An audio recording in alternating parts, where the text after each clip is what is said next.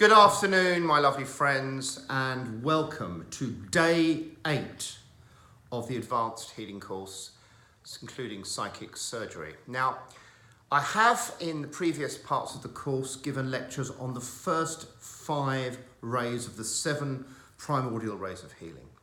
And today I'm going to give a little talk, a little description to help you on the 6th ray. Now, the 6th ray is the Indigo ray of devotion and idealism. And it's the ray that was dominant within the Piscean age, which we've just come out of. And the nature of that ray, like all of the rays, they have a higher aspect and an imbalanced aspect, if you like, depending on the nature of how we operate with that primordial energy.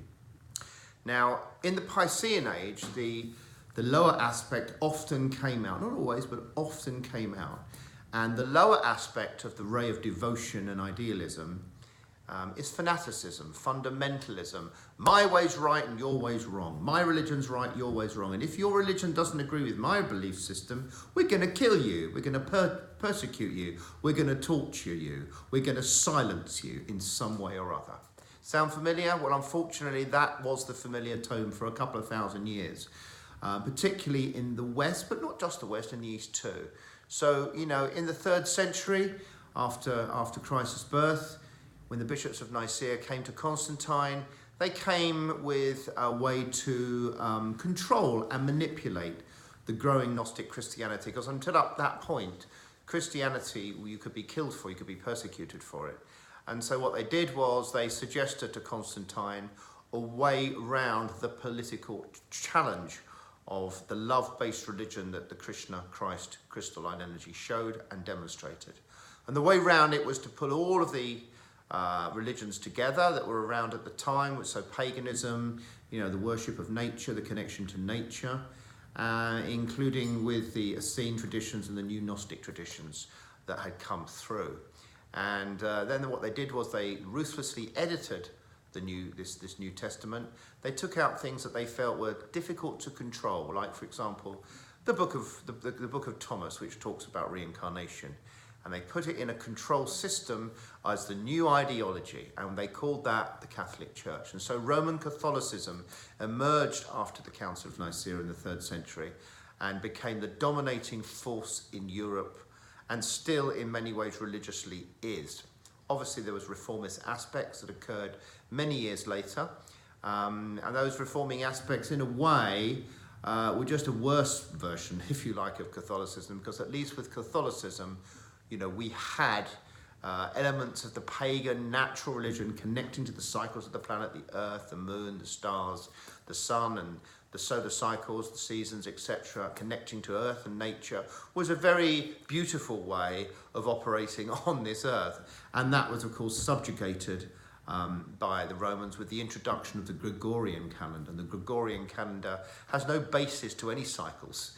It's no basis. There's no kind of continuity. It's just a sort of a linear imposition that has no resonance really with nature at all. So there is a great example of the lower ray vibration of the ray of devotion and idealism. But of course, devotion and idealism is a beautiful idea when it's practiced in full alignment to the true soul path, when it's practiced in full alignment to for the expanded and initiated human being.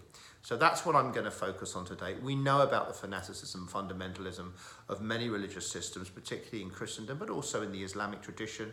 There's been a hell of a lot of fundamentalism, I'm sure most would agree, and in other traditions too. Also the wonderful Jewish tradition, which I am fond of, but a lot of patriarchal imposition in that system too. I'm talking, of course, at the moment about the Abrahamic religions. There's also a lot of Eastern religions where people fought, saying, my system is right, yours is wrong. I refer, in fact, to a quote in the Book of the Law, which always for me sums up how I feel about things. All prophets are true, save this, my friends, that they understand a little. So people have had, religious systems have had elements of the light, elements of goodness within their religious beliefs. I'm not slating all religion off, but we do know that religion has also caused a huge amount of problems for humanity. Now, one group that I particularly am fond of, even though I don't agree with everything that they did, were the Cathars. I've talked a lot about the Cathars. Couple of things I liked about them was that they didn't believe that men and women, they believed that men and women should be treated equally. So there wasn't the patriarchal imposition you got with a lot of the Abrahamic religions. Secondly, they didn't believe in, they weren't interested in sort of political control. And they weren't interested in having all the accoutrements of church. They believed we could live simply and connect to the planet and open our hearts in the power of love. So the Cathars were very much about love, and they devoted themselves to heaven. However, in my opinion, and it is an opinion, but it's an opinion based on a lot of research, a lot of personal practice and understanding esoterically, the Cathars also didn't have the whole picture. They believed that heaven was dominant to earth.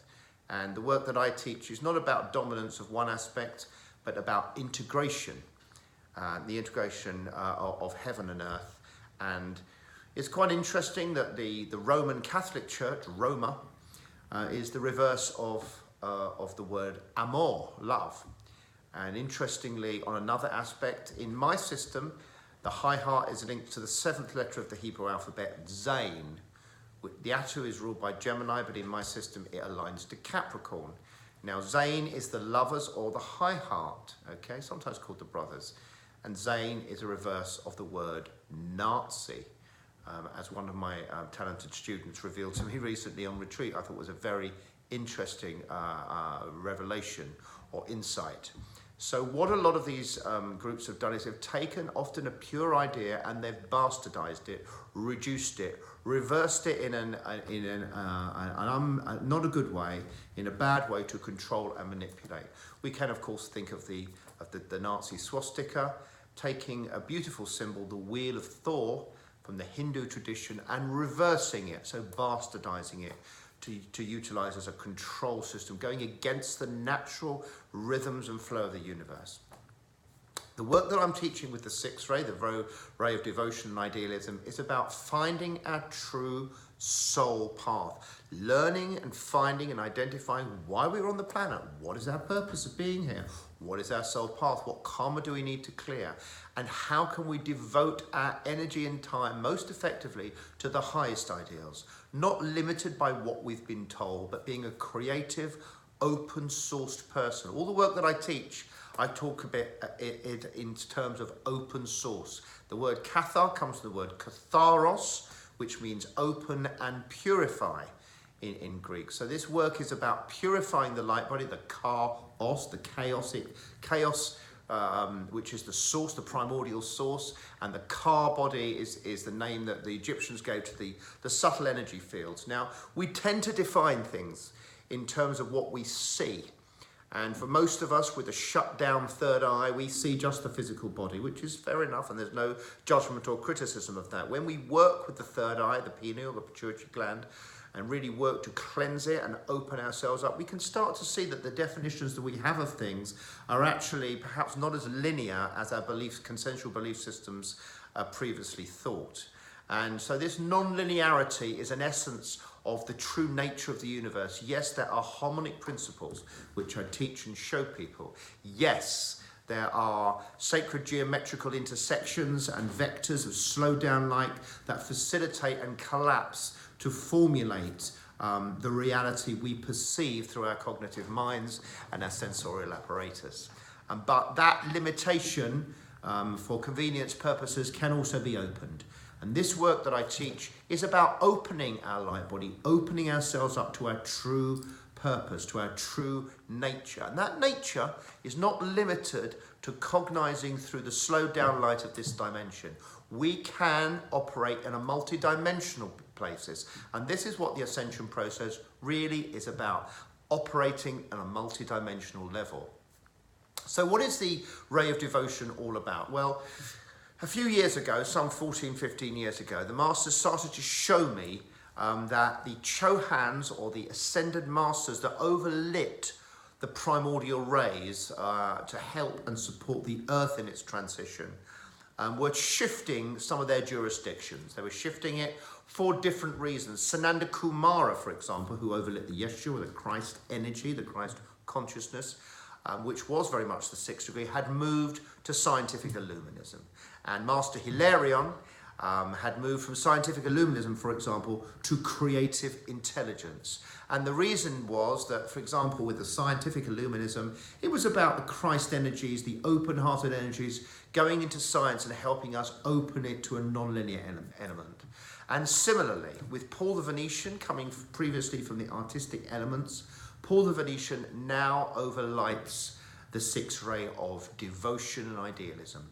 So in its highest, most beautiful and divine form, devotion is about giving, okay? Giving. How do we give or share or align or be congruent with whatever we choose to be congruent with?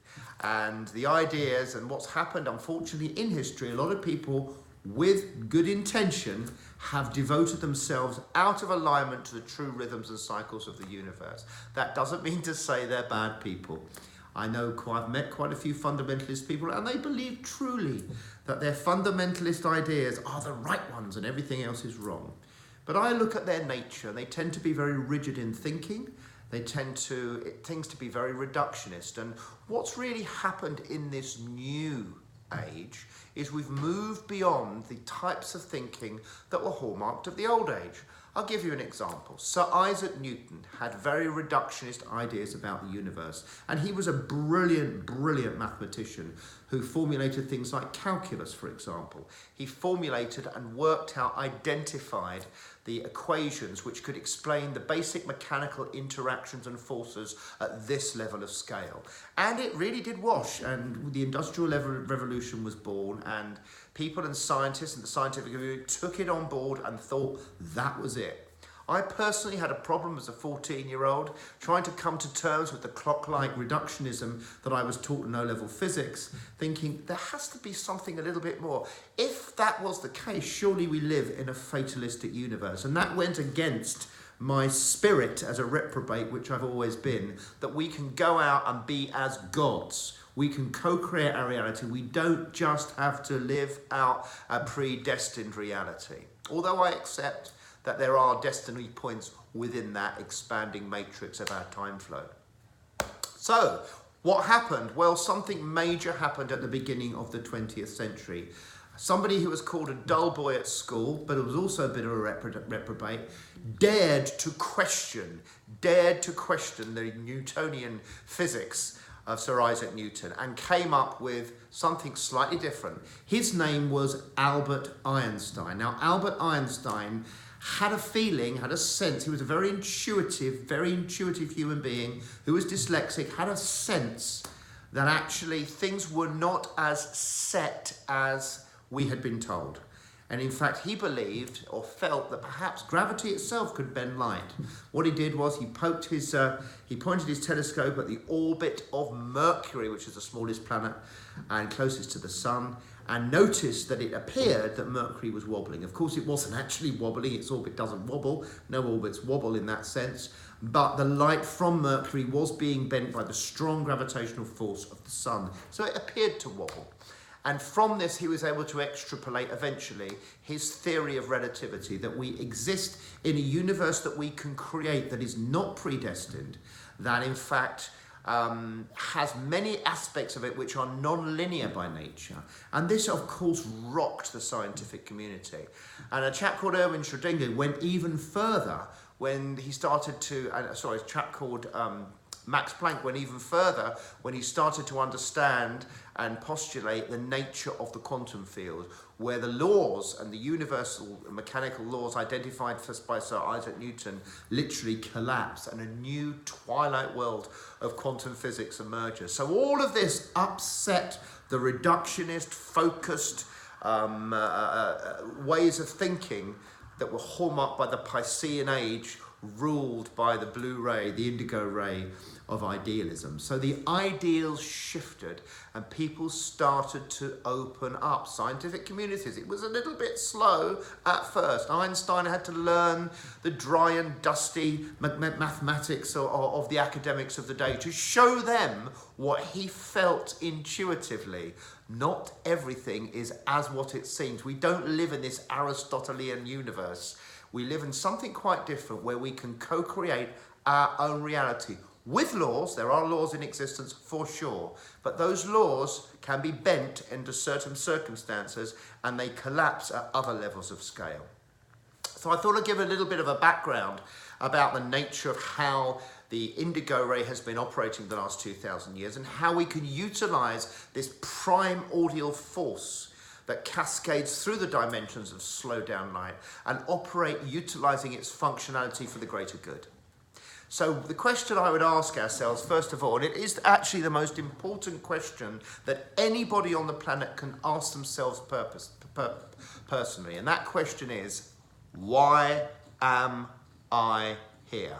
What is the purpose of my life? Does it have a purpose? Is there a driving dharmic force, as I personally believe, that is our true higher nature? What is that purpose? It doesn't have to be a simplistic vocational purpose, but do we have a basic reason for being here?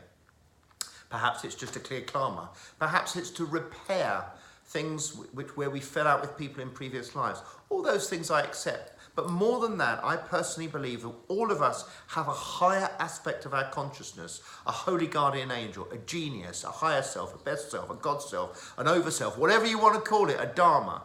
And when we learn to strip away the programming, the conditioning, the impositions, the subjugation, and all the stuff that is pushed against us, saying we'll only be happy if we look like this, if we earn this, if we eat this, or whatever it may be, when we learn to release all of that stuff and cut and prune all of that stuff and be a genuine free thinker, free of the imposition of the governments, of the pharmaceutical industries, of the banking system, of religious zealots, when we free ourselves from the ideologies projected against us for control and manipulation, we can rise up like a phoenix from the ashes and connect to our true nature.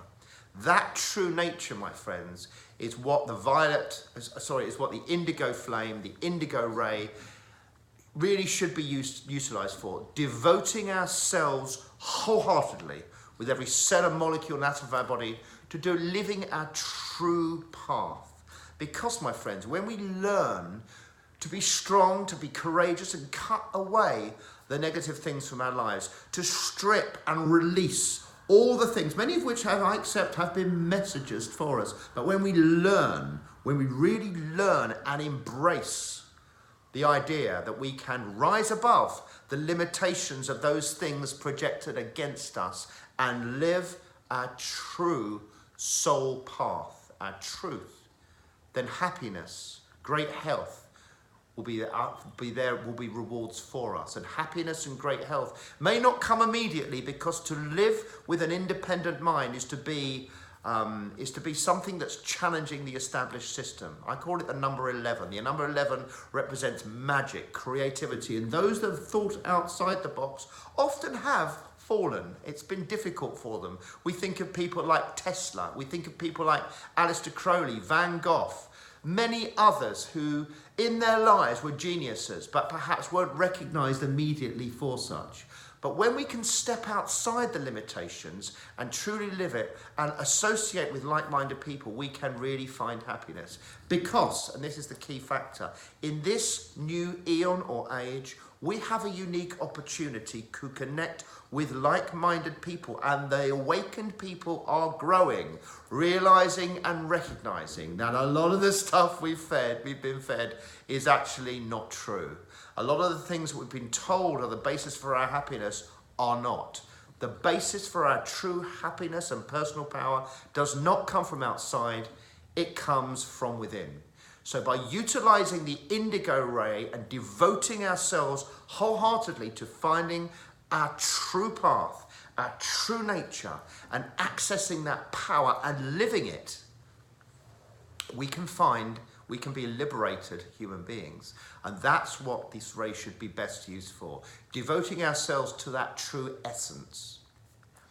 And so that's what I teach, my friends. I teach people to help them to move beyond the lower selves. And most of us are what we call horizontal. We are connected to our environment, and we do develop coping mechanisms that support the limitations of our mind and our souls and our hearts. And that's understandable, because we are brought up into a world where we're taught to fix. If you get sick, you go to a doctor and he will fix you.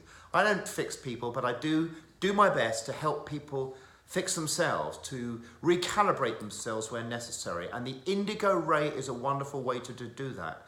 To really devote and to give yourself to your true nature means that we start to shine as an inspiration for others. And when we shine, by the power of something called entrainment, others in our field will do one of two things. They'll either be inspired and rise up with the change in our resonance, or perhaps they will attack us, tell us we're stupid, tell us we're mad, tell us we're controlling, or give us any other load of nonsense, which invariably they will do. But that's okay, because this is the way the universe prunes itself. When we're prepared to step up, those things that are not fully aligned will literally become peripheralized from our field.